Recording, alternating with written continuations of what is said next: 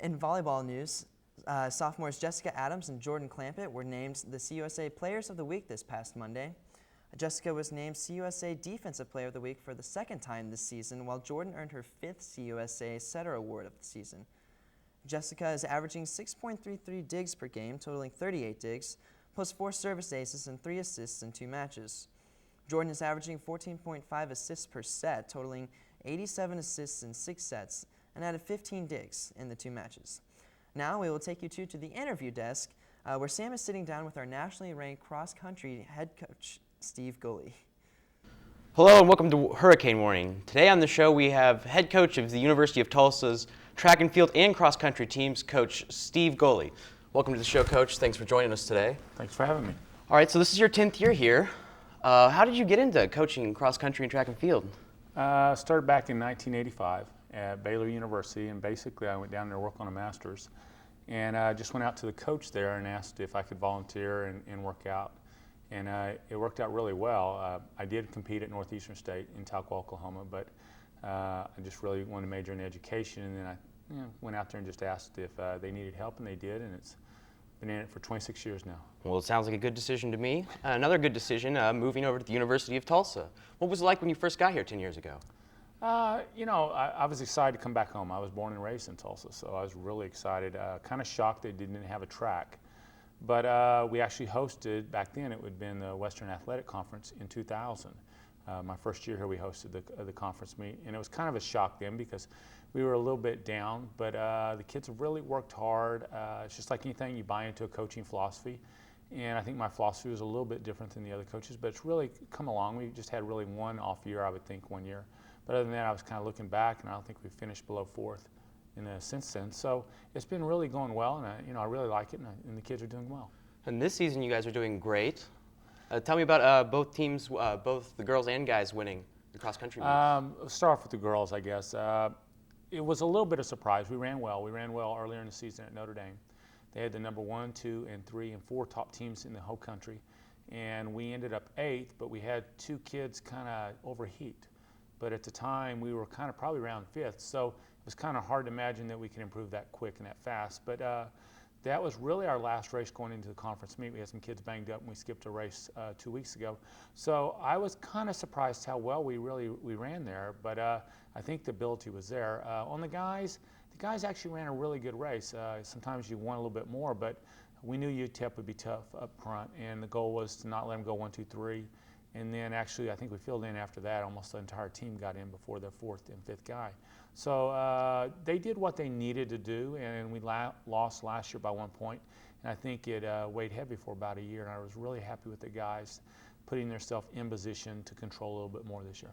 All right, what do you look to improve on at the Midwestern Regionals coming up? It's kind of hard because in our region, we run against the Big Ten, Missouri Valley. You run against 4 or 5 conferences, so you may have not seen them. The top 2 automatically go to the NCAAs. So the girls are sitting in 3rd, and boys are actually sitting in 3rd. So they could still get there. They picked 13 teams. The guys probably have a good shot because they've got some points there. You got to have points to be picked. The girls probably need to finish in the top 2, even though they're good. They've only got to run at the Notre Dame. But all we worry about is going in and doing the best race we can, and we can't control what other people do. How do you get points for this kind of system? Basically what they do is they know the top 2 teams are in. To pick 13 teams, it's head-to-head competition, so it's where you go during the season. That's the reason we travel to Notre Dame and we travel to the pre-nationals to race other teams that are in the same position that we could be in if you're not automatically top 2. And if you beat a team, which you don't know at the end of the season who's going to finish 1st or 2nd in your region, if you beat them, you get a point. So they go back and they pick out who has the most points that didn't get in the top 2, and they just started descending order, and that's how they work. All right, very competitive. I like it. Okay, so what are your future goals for the program here at TU? Just like anybody, you always dream of a national championship. It's hard to believe that Tulsa could do it, being the smallest Division I school, plays football and basketball. But I think anything's possible. It really is. We definitely would like to be a major powerhouse in cross country, in Conference USA, but to get to the NCAA and be there consistently year in and year out. And I think you get that respect, then actually recruiting becomes very easy and people come to you. All right, they come running. All right, well, one last question. I have a question about the shorts. Why are they so short? It's a good question. You notice that actually girls don't even wear shorts anymore, and they used to in the old days, and they're wearing what we call bun huggers or tights. The guys' shorts is a good question. I think when you think if you had to run 5 miles, how much weight do you want to carry? I guess very little. Very little. So those spikes are down to 4 ounces. That's probably the biggest technology. People don't understand how light spikes have become. 4 ounces. So those shorts, I guess you say they're short, but actually ours are kind of bigger than the others, and the guys complain that they're like parachutes. They catch a lot of wind. Oh, okay. Well, thanks for coming on the show. We really enjoyed having I you. appreciate it. Head coach Steve Goley, everyone. Thanks, Coach, for stopping by, and good luck. In further volleyball news, for the first time in school history, the Golden Hurricane women's volleyball team is nationally ranked. The women debuted in the AVCA Division I Coaches Top 25 poll this week at number 25.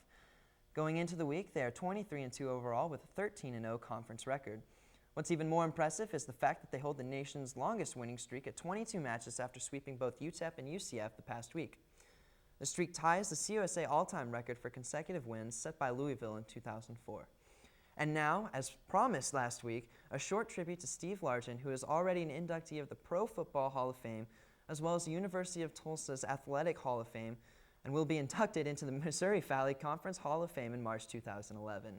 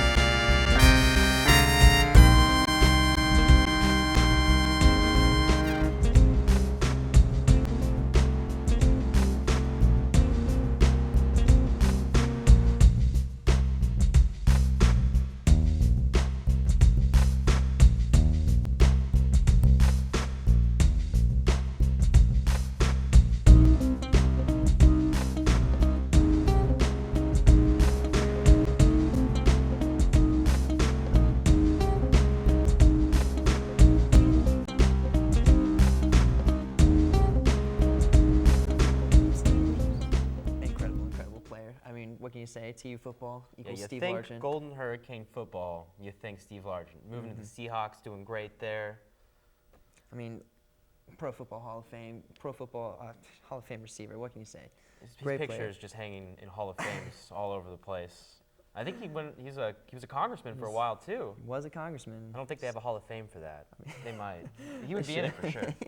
He would own that Hall of Fame. All right, well, thanks for tuning in this week. We hope you enjoyed the show. We'll have plenty more for you next week, and don't be afraid to tell all your friends about us. And don't forget to follow us on Twitter at HWarning, where you can get all the updates and see when the latest show is up on Vimeo. I'm Tyler. They call me TK Kinchella. And I'm Sam Stewart. This is the Hurricane Warning. You've been warned.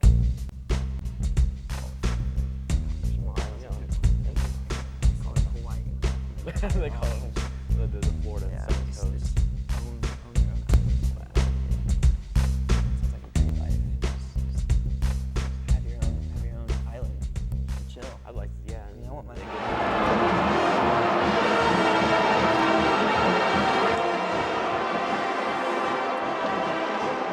I just can't believe it. I just can't believe it.